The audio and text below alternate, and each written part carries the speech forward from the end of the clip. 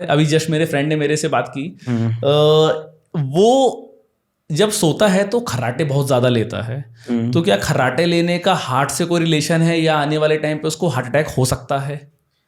देखिए, जो खर्राटे हैं, अगर खर्राटे को आप समझो तो हमारे नाक से लेके गले तक एक ट्रैक बना हुआ है, एक पाइप है। जैसे आप पानी का पाइप यूज करते हैं, सब पाइप यूज करते हैं, तो पाइप में जहां पर भी ऑब्स्ट्रक्शन होगी, रुकावट होगी, जैसे बांसुरी लोग बजाते हैं तो बांसुरी के अंदर जब वो उंगली से दबाते हैं तो साउंड प्रोड्यूस होता है, राइट। तो ऐसे ही जब ये दबता है तो उससे एक साउंड प्रोड्यूस होता है, ओके। जिसको खराटे का नाम हम देते हैं।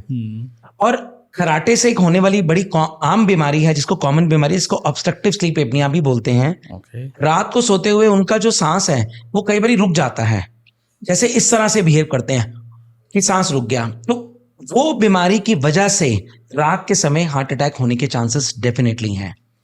और इसके अलावा जो खराटे जिन लोगों को बहुत ज्यादा आते हैं, उससे उनको डायबिटीज, हाइपरटेंशन, इवन मोटापा होना, मतलब मोटापे से खराटे स्टार्ट होते हैं, और खराटे जिनको आते हैं उनको मोटापा और बढ़ जाता है। तो ये भी एक definitely it is one of the reasons. तो इस बीमारी को, या बीमारी तो मैं नहीं बोलूंगा, एक आदत खराटे लेना, तो इस आदत को कैसे छोड़ा जा सकता है या कैसे इसको क्योर किया जा सकता है? देखिए रोहित जी, सबसे पहले ना खराटे का ना हमें कारण ढूंढना है कि खराटे क्यों आ रहे हैं।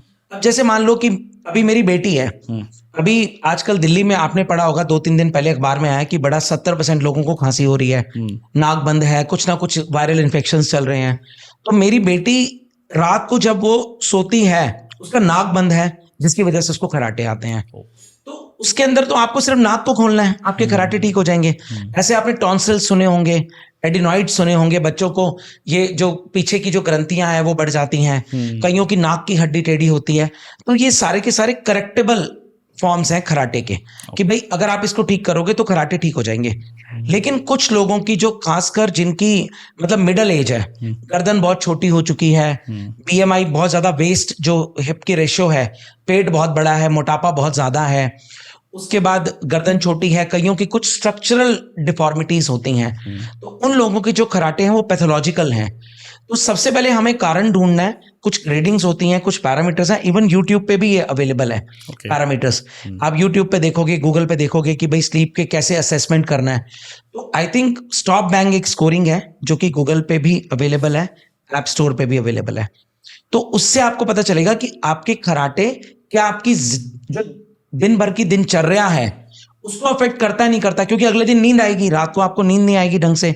आप उसके बाद अगले दिन आपके एक्सीडेंट्स के चांसेस बहुत बढ़ेंगे, क्योंकि आप जब लॉन्ग ड्राइव करने जा रहे हो, आपको लग रहा है कि कोई ट्रैफिक नहीं है, तो आप हो सकता है कि सो जाओ उसमें। तो पहले आपको रीजन ढूंढना है कि पैथोलॉजिकल है या फिजियोलॉजिकल है, तो उसके हिसाब से इसका ट्रीटमेंट है। बट डेफिनेटली इसका ट्रीटमेंट अवेलेबल है। बट आपने बताया कि खर्राटे जब लेते तो उनकी नींद पूरी नहीं होती है, लेकिन ऐसा लोग मानते हैं कि जब आप डीप स्लीप में चले जाते हो ना, जब आप बहुत ज्यादा आपको थकान हो जाती है, तब आप खर्राटे लेते हो। बिल्कुल आपने सही बोला। तो सबसे पहले इसको ये समझना रोहित जी बहुत जरूरी है कि जो हमारी स्लीप है वो 2 तरह की स्लीप होती है। एक NREM स्लीप बोलते हैं और एक REM स्लीप बोलते हैं। NREM के अंदर हमारी आईज जो है वो मूव कर, मतलब आईज नहीं मूव करती, पूरी बॉडी मूव करती है। और एक REM स्लीप होती है जिसको हम डीप स्लीप बोलते हैं, उसके अंदर हमारी पूरी बॉडी पैरालाइज होती है, सिर्फ आई की मूवमेंट हो रही होती है। और उस समय जो हम ड्रीमिंग करते हैं वो बड़े वियर्ड से ड्रीम होते हैं, जो कि अगले दिन सुबह उठने पे हमें याद नहीं होते। तो इस समय जो हमारी मसल्स की जो टोन होती है वो बिल्कुल मिनिमम होती है, पैरालाइज है, मतलब जिंदा लाश है हमारी। उसकी वजह से क्या होता है कि लोगों की नींद खुल जाती है, क्योंकि सांस नहीं आ पाता पूरी तरह से। अब जब सांस नहीं आ पाता उन लोगों को, उससे क्या होता है कि अगले दिन उनको ऐसा लगता है कि नींद पूरी नहीं हो रही। अब नींद जब पूरी नहीं होगी तो आपको पूरा दिन स्लीपी स्लीपी लगेगा। जैसे आप इसका एग्जाम्पल एक समझिए कि आपके घर में एक चौकी है माता की, आपने जागरण पे गए, party, late night party attend करी, दोस्तों के साथ चिल मार रहे हैं, भाई इंडिया न्यूजीलैंड का मैच है, पूरी रात हम एंजॉय करेंगे, जैसे ऑस्ट्रेलिया का मैच हुआ वीकेंड्स पे। तो उसमें क्या होता है कि जो नींद आपकी, अगर सुबह सपोज आप 5 बजे सोए, आप पूरा दिन अगले दिन सो के भी आपको लगेगा कि नींद पूरी नहीं हुई, क्योंकि जो रेम स्लीप एक बार जाती है वो वापस कभी नहीं आती। इसीलिए आपको हमेशा एहसास होता है कि मुझे सोना है, सोना है। और आपको ये बड़ा हैरानगी होगी कि आप सुबह 5 बजे सोइए, अगले दिन पूरा आप 10-12 घंटे सोइए और रात को फिर आप जल्दी सो जाओगे। अच्छा। क्यों? क्योंकि रेम स्लीप एक बार चली जाती है तो वापस कभी नहीं आती। तो जो खराटे मारते हैं उनकी रेम स्लीप डिस्टर्ब होती है, जिसकी वजह से उनको अगले की जो दिनचर्या, अगले दिन का जो उनका काम है वो अफेक्टेड होता है। That is the reason. तो सर थोड़ा सा हम लोग हार्ट के बारे में बात करेंगे। तो पहले तो आप एक बेसिक चीज़ बताइए कि हार्ट अटैक बोलते किसको हैं? क्या हार्ट आपका रुक जाता है या पंप करना बंद कर देता है? देखिए रोहित जी, जो आपका जैसे आप गाड़ी चलाते हैं तो गाड़ी के अंदर आप पेट्रोल डलवाते हैं, तो पेट्रोल तो आप गाड़ी को चलाने के लिए डलवाते हैं। अब आप इंजन ऑयल भी डलवाते हैं। इंजन ऑयल क्यों यूज करते हो? क्योंकि उस इंजन को चलाने के लिए आपको इंजन ऑयल डलवाना पड़ता है। बड़े बड़े सारी चीजें हैं, हम फिल्टर चेंज करवाते हैं, हम इंजन ऑयल डलवाते हैं, हम उसको बोलते हैं कि इसकी ग्रीजिंग कर दे, बहुत सारी चीजें करते हैं। ऐसे ही हार्ट की जो धमनियां हैं, जिनको छोटी छोटी नसें हैं, अगर हार्ट को भी अपनी पंपिंग के लिए ब्लड चाहिए, आपको हार्ट का काम है पूरी बॉडी को ब्लड देना, अब उसको खुद को काम करने के लिए भी ब्लड चाहिए।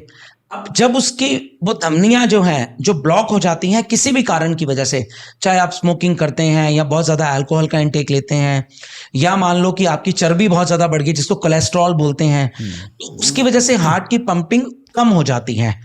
तो कम होने की वजह से जो आपको छाती में दर्द होता है, अलग अलग आपको सिम्टम्स होते हैं, तो इस जो स्थिति होती है इसको हम हार्ट अटैक बोलते हैं। ओके।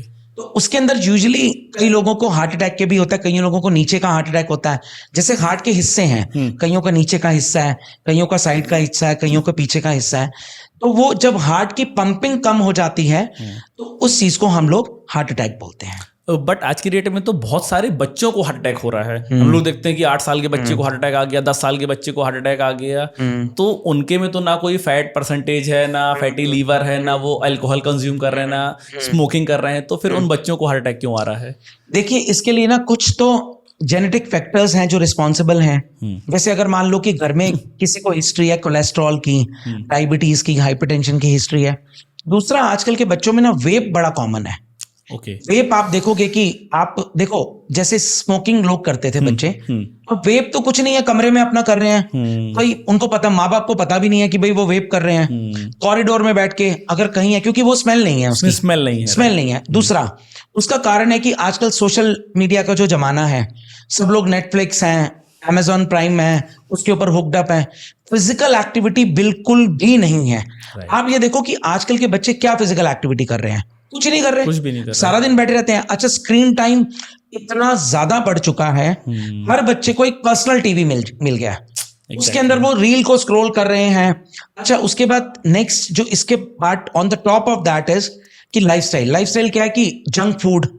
अब आप देखो हर बच्चा, मेरी बेटियां हैं, सैटरडे पापा आज पिज्जा ऑर्डर कर दो, आज डोनट्स ऑर्डर कर दो, आज बर्गर खाना है। तो हमारे यहाँ पर कार्बोहाइड्रेट की कंजम्पशन इतनी ज्यादा है, and on the top of that की फिजिकल एक्टिविटी जीरो हो गई, तो वो क्या करेगा? पाइलअप भी तो करेगा। और आपको ये जान के हैरानगी होगी, जब बच्चा पैदा होता है उसकी जो धमनियां हैं, जिनको नसें बोलते हैं, उसके अंदर कोलेस्ट्रॉल होता है, चाहे वो 5% हो या 10% हो। फिर बाद में वो कोलेस्ट्रॉल 80-90% होता है, जिसको कहते हैं कि भाई इनकी तो जो हार्ट है उसको ब्लड मिल ही नहीं रहा, जिसकी वजह से इसको हार्ट अटैक आने के चांसेस है। एंजियोग्राफी लोग करवाते हैं।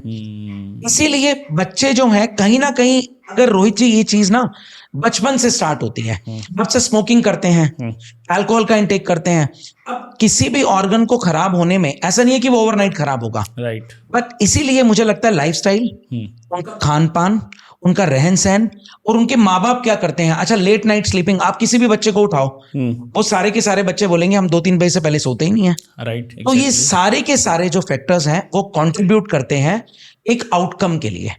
अब आउटकम कुछ भी हो सकता है, हार्ट अटैक भी हो सकता है। इवन बच्चों की गर्दन काली देखी होगी आपने। हाँ, देखी है। आजकल वो माँ बाप आते हैं आपके परिवार में भी, आपने देखा होगा कि मेरे पास आते हैं मरीज की, डॉक्टर साहब मैं 9 साल का बेटा है, इसकी ना गर्दन पूरी काली, मैल निकलती नहीं है।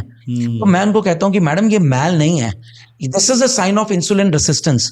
इसको टेक्निकली एकेंथोसिस नाइग्रेंस बोलते हैं हमारी लैंग्वेज में। ओके। उसमें क्या होता है कि सबसे पहले जब इंसुलिन आपकी बॉडी के अंदर, आप इतनी मात्रा में शुगर अपने अंदर डाल रहे हैं, तो इंसुलिन को लगता है कि भाई मैं इतनी शुगर संभाल नहीं पाऊंगा, तो उसकी वजह से आपकी गर्दन काली होना, आपने फैटी लिवर सुना होगा, सबका कि फैटी लिवर, सब बोलते हैं मुझे फैटी लिवर है, तो that is also the first sign of insulin resistance, जो कि आपको डायबिटीज के करीब ले जा रहा है। ये मेरी वाइफ के साथ भी है, उसकी गर्दन में मुझे लगा हल्का सा ऐसा है, तो मैलापन है, आपको लगेगा मैलापन है, वो मैल नहीं है। ओके, तो उसके लिए शुगर इनटेक आप कराओगे, इंसुलिन के बड़े सारे मार्केट में टेस्ट हैं, फास्टिंग इंसुलिन लेवल्स आप करवाओगे तो आपको 100% पता चलेगा। नहीं निकली, अभी जस्ट रिसेंटली 15 डेज बैक हुआ है। इसका मतलब ये है कि उनको लाइफस्टाइल चेंज करने की आवश्यकता है। ओके, एक्सरसाइज करें, अपना व्यायाम करें, योगा करें, मेडिटेशन करें, अपने आप को, even stress is also very very important reason. Stress तो है, अब कहीं ना किसी भी वजह से स्ट्रेस है, चाहे वो फैमिली मैटर्स है, फाइनेंशियल मैटर्स है। तो क्योंकि मेरी बेटी है ना, वो खाना नहीं खाती है। हाँ, वो मतलब 5 साल की हो गई, लेकिन अभी भी वो दूध दलिया, बनाना शेक, मतलब वो रोटी सब्जी ये सब नहीं खाती है, तो उसका ज्यादा स्ट्रेस है कि ये खा क्यों नहीं रही है। वो किसी भी फॉर्म में है। किसी भी अच्छा, फॉर्म उसके बाद मोबाइल्स का है right. कि रात को हम रील स्क्रॉल कर रहे हैं, अपनी नींद की भी ऐसी की तैसी कर रहे हैं, और अगले दिन का जो काम है वो भी हम उसकी ऐसी की तैसी कर रहे हैं। तो ये सारे फैक्टर्स कंट्रीब्यूट करते हैं।